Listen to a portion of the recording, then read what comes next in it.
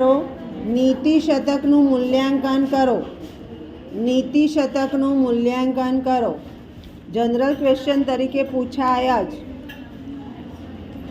સમજી લઈએ. નીતિ શતક એ મુક્તક કાવ્ય છે. તમે અસાઇનમેન્ટમાં લખ્યું મુક્તકના લક્ષણો. મુક્તક એટલે મોતી સમાન ઝળહળવું. દરેક શ્લોક આપણે જોયા. દરેક શ્લોકમાંથી આપણને કોઈ ઉપદેશ મળે જ છે. બીજું અન્યોક્તિ છે, એટલે ઉદાહરણ દ્વારા સમજૂતી આપી છે. જો નીતિ રજૂ કરવી હોય તો એને ભારેખમ શબ્દમાં કહે તો સમજવી અઘરી પડે, એટલે એને ઉદાહરણ દ્વારા સમજાવી છે. ઉદાહરણ પણ કેવા આપ્યા છે? ધારો કે વિદ્યા, તો જેની પાસે જ્ઞાન છે એ બધે પૂજાય છે, એટલે ઉદાહરણો પણ સરળતાથી સમજી શકાય એવા આપ્યા છે. બીજું, જે નીતિ વિષયક બાબતો રજૂ કરી છે એ નીતિ સમાજમાં ક્યાં જરૂરી છે? સજ્જન માણસો સમાજમાં જોઈએ જ. સજ્જનનો અનુભવ ક્યારે થાય? તો દુર્જન સામે આવીને ઊભો રહે ત્યારે ખબર પડે કે પેલો સજ્જન છે. એવી રીતે શ્રેષ્ઠ રાજા કોને કહેવો? તો શ્રેષ્ઠ રાજા જે ગાય વાછરડાનું ધ્યાન રાખે છે એમ રાજા પ્રજાનું ધ્યાન રાખે તો શ્રેષ્ઠ કહેવાય, બાકી શ્રેષ્ઠ કહેવાય નહીં.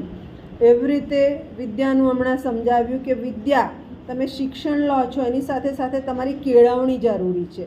કેળવણી નહીં આવે તો પણ તમારું પ્રેક્ટિકલ નોલેજ વધતું નથી, અને જ્યારે જ્યારે નોલેજ વધતું જાય છે ત્યારે ત્યારે તમારી પોતાની ગણતરી આગળ થતી જાય છે. આ બધી વસ્તુઓ જે સમજાવી છે એ ઉદાહરણ દ્વારા સમજાવી છે, એટલે સામાન્ય માનવી પણ સમજી શકે છે. બીજું શૈલી વૈદર્ભી છે. સંસ્કૃત સાહિત્યમાં 3 પ્રકારની શૈલી: વૈદર્ભી, ગૌડી, પાંચાલી. વૈદર્ભી શૈલી છે એ સંસ્કૃત ન જાણતો હોય એને પણ સમજ પડે એવા શ્લોકો હોય છે. આપણે ઘણીવાર મંત્રો બોલતા હોઈએ છીએ તો દાદી ભણેલા નથી હોતા પણ મંત્ર બોલી શકે છે, વૈદર્ભી શૈલી છે. એવી રીતે ગૌડી શૈલી, તેમાં અલ્પ સમાસ હોય, એમાં સંસ્કૃતવાળા માણસની જરૂર પડે. અને પાંચાલી ગદ્યમાં જ હોય કે જ્યાં સમાસ પ્રચુર હોય અને ગદ્યમાં વાપરેલી હોય, એટલે શૈલી પણ સરળ છે વૈદર્ભી. ઉપરાંત અલંકાર પણ કેવો આપ્યો છે? તો જ્યાં એ અલંકાર જે શ્લોકમાં જે અલંકારની જરૂર પડે એવા અલંકાર કે જેની દ્વારા એ સમજાવવા માંગે છે એ ઉદાહરણ વધારે સ્પષ્ટ થાય. ધારો કે મૂર્ખ માણસને સમજાવો છે તો એમ કે રેતીમાંથી કાંઈ મળશે નહીં, એવી રીતે મૂર્ખ માણસ પાસેથી પણ કંઈ મળી શકશે નહીં, એમ સમજાવ્યું છે.